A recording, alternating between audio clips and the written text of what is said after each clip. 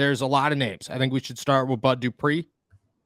Seems like the obvious choice. Alex Highsmith said that they'd be a three-headed monster if he rejoined the team and played behind them. People are concerned about the 7 sacks over the last 2 seasons, but he's been dealing with injuries.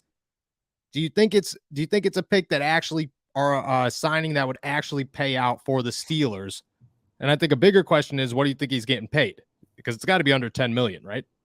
Yeah, definitely. I mean, he's not an option for the Steelers unless they can get his cap hit for like $4 or $5 million for this first year. I mean, it's gonna have to be.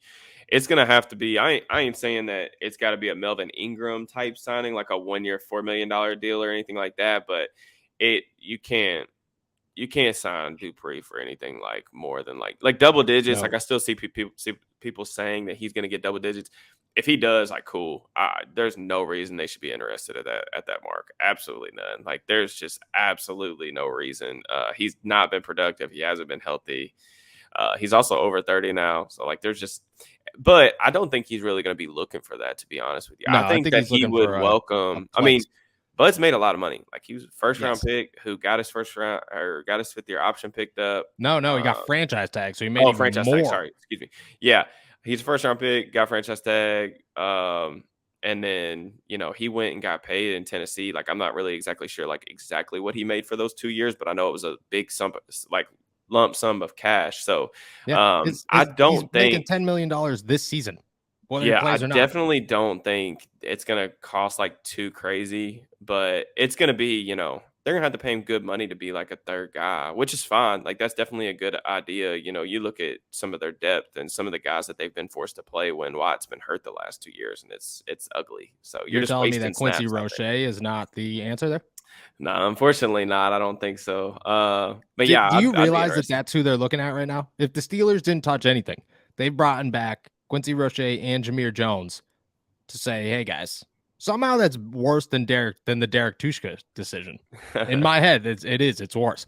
I agree. I think that you bring him back on a very cheap deal. I think it makes sense for both sides because I think Bud's just looking to play. He's looking to go somewhere, have a role, kind of re-energize his career. I could see him honestly finishing his career in Pittsburgh and just saying, I'll come here for another 3 or 4 years. I'll be 35 years old and make a boatload of money. I'll be able to have a role. I'll play with guys that I like. I'll play on a team that I like. The city of Pittsburgh enjoys me. I think it's a good fit for both sides. Do you see them going into the draft then? Because I was on the Fan the other day and I said that they should go re-sign Bud Dupree. It seems like a natural fit. And Cale Berger, who was the host, said, I think it's a better idea to go draft somebody. For one, I don't think it removes the idea of drafting somebody if they do sign Bud Dupree. And two, I'm not necessarily sure that there's going to be like that guy there at maybe 32. I'd say 32 or 49 is where they're going to be looking for that. I don't know if their guy's still going to be on the board. Yeah, I don't know about if I would feel comfortable. I don't think they would double dip. Like, if they get Dupree, I think the draft is out the window. Just because, not saying that I would be upset if they went that route, but I don't know that they could do it just with the assets that they've got right now. Having said that, though, like, this is a good edge class. I mean, they could. You think they could double dip if they aren't positive about Alex Highsmith? I don't know that Dupree. I think Dupree could be not a replacement. Yeah, he could be like a break glass in case of emergency plan for next year, but I definitely don't think Dupree would be like they would feel comfortable necessarily like letting Highsmith walk because they have Dupree signed for next year. Like I don't think that would be the thought process. I mean, it would make you feel better about it, but you would still they would still be either needing to draft a day 2 guy this year to develop or to potentially get like a round day 2 guy next year early in the draft with one of their first picks. So okay, so what about this thought as well? Because I don't know. This came up at the combine. I got this itch. I dug into the itch. I feel confident about it. Mm-hmm. The inside linebacker class is awful, but what they do well is they're very versatile.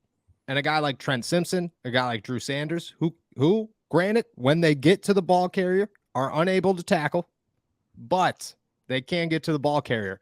And they both play off the edge as well as inside.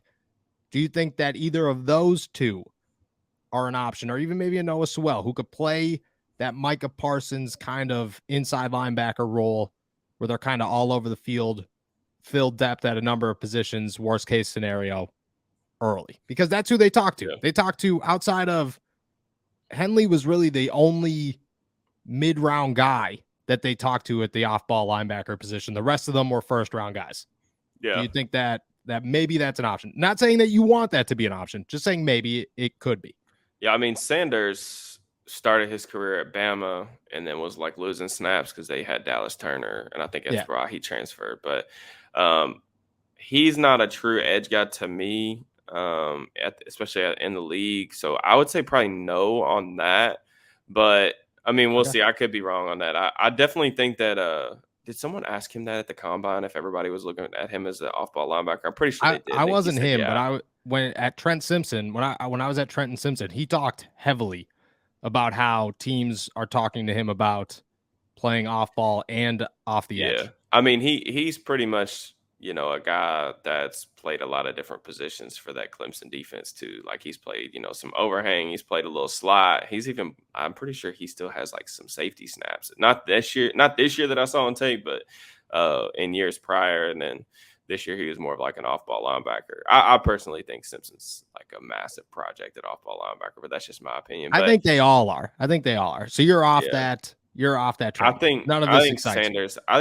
I think Sanders is actually closer to being like what you would want at off-ball linebacker Okay. for the Steelers. He's closer to getting there than Simpson is, despite only playing the position for 1 year. Okay. So none of those excite you. I do have Your to. answer's still Bud Dupree. I do have to address this though, because I watched this game the other day. Somebody said 10 catches, 185 is what Harrison Jr. did to Joey Porter Jr. Yes. For one, Marvin Harris is fantastic. So like he's great. Like he would be a top 5 pick in this draft. Like if he was eligible right now, he would go top 5. Having said that though, he didn't do that to Porter. Like Porter gave up like a couple catches, and I think he had like 1 penalty.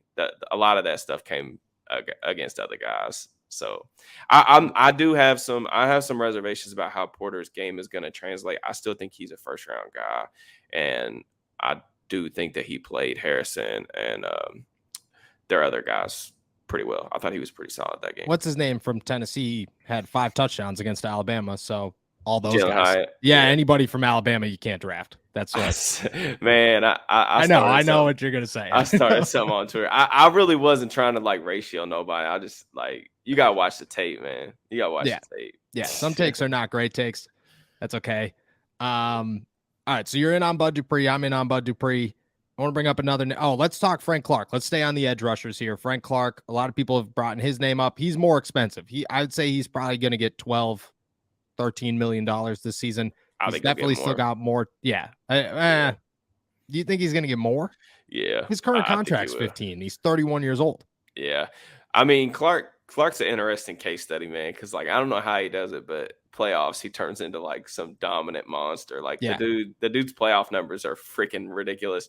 It was so funny. I was looking at stuff for the Super Bowl because I was placing a couple bets, and I was sitting there looking at stuff, and like I had seen that Chris Jones like had never had a postseason sack, and then I was looking at Frank Clark, and I think like he had like more sacks than games played in the postseason. I'm like, what is going on, man? So no, I definitely think that Clark's gonna he's definitely not gonna be in the Steelers price range. Just too